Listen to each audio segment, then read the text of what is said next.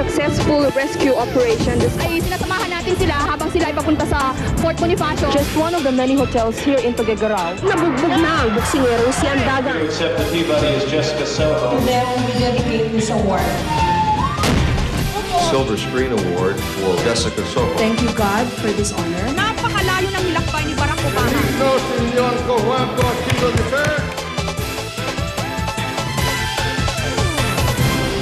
Bukod sa itsura, isa pa sa natatangi nating pagkakakilanlan, boses at marami na ang sumikat at gumanda ang buhay dahil sa maganda nilang tinig.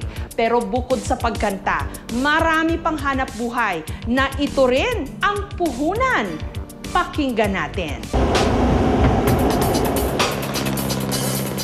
Para maiwasan ang kung anumang aberya o aksidente sa mga sumasakay sa LRT, katakot-takot na paalala ang ipinaririnig ng pamunuan ng LRT sa kanilang mga biyahero. Please observe the following for your safety and protection while inside the train.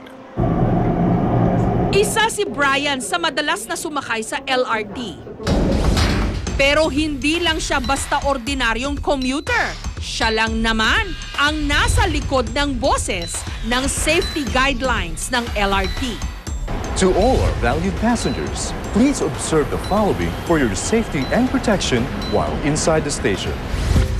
Nagpa-audition daw ang pamunuan ng LRT noong 1 taon at si Brian ang napili. Please occupy the center aisle of the train. Siguro dahil alam ko yung trabaho ko at kung paano sabihin yun na maiintindihan, malinaw, klaro, at hindi naman siya tunog na parang nakakaasar, kundi maganda siyang pakinggan. Maraming salamat po sa pagtangkilik sa LRT. Para alamin kung tumatak nga sa pandinig ng mga LRT commuter ang boses ni Brian, sinubukan naming mag-eksperimento. Pasimpleng tumabi si Brian sa ilang pasahero sa istasyon ng LRT. Thank you for patronizing the LRT. Wishing you a safe and convenient journey. Maraming salamat sa pagtangkilik sa LRT. Hangad namin ang iyong maayos at maginhawang paglalakbay. At sa loob mismo ng tren, at saka bumanat sa kanyang mga hirit.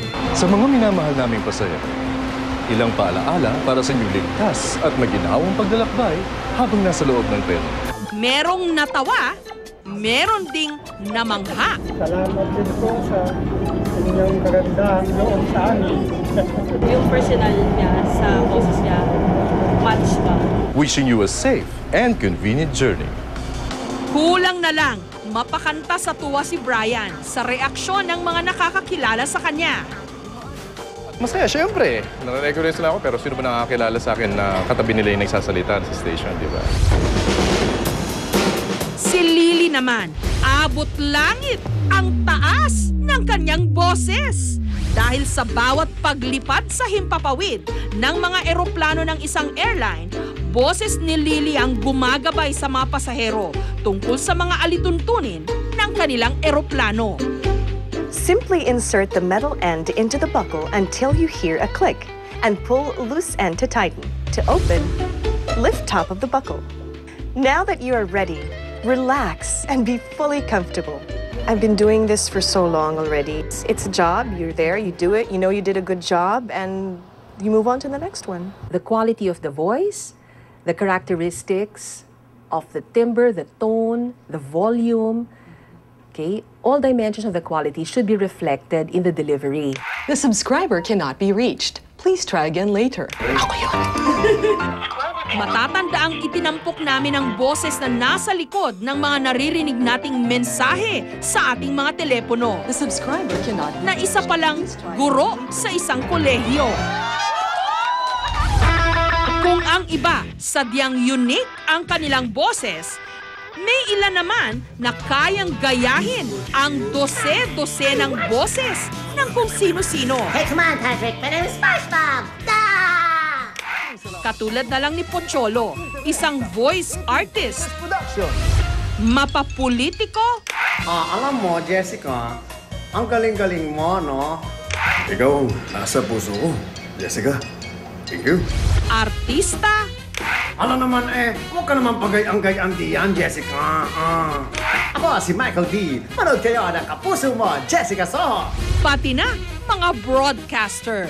Magandang gabi sa'yo, Jessica. At dahil dito, hindi kita tatantanan. Buto-buto sa langit, ang tamaan, huwag magagalit niya. Ang panggagaya ng boses, itinuturing ni Pocholo bilang sining o art. Diba meron tayong yung pinakamababang boses na kaya natin gawin. Tsaka yung pinakamataas. Yun yung pitch. Pwede mo rin gawin yung pitch character na mababa, mahangin, o kaya yung husky, ganyan. O kaya yung tempo, yan. Kailangan mabilis yung, ano ba ginagawa mo dyan? Nakakatuwa ka na magsalita. O kaya, pwede namang mabagal ka magsalita, di ba? So, nakaka-create ka rin ng character doon. Ang paniniwala niya, kahit sino, maaring matuto sa panggagaya o pagkakaroon ng maraming boses. Kaya nagtayo si Pocholo ng kauna-unahang eskwelahan sa Pilipinas para sa voice acting. Hindi ko ibibigay sa'yo ang brilyante ni Yoshi. Hindi ko ibibigay sa'yo ang brilyante ni Yoshi! Actually, it's a skill and a talent, pero lahat ng bagay naman natututuhan eh.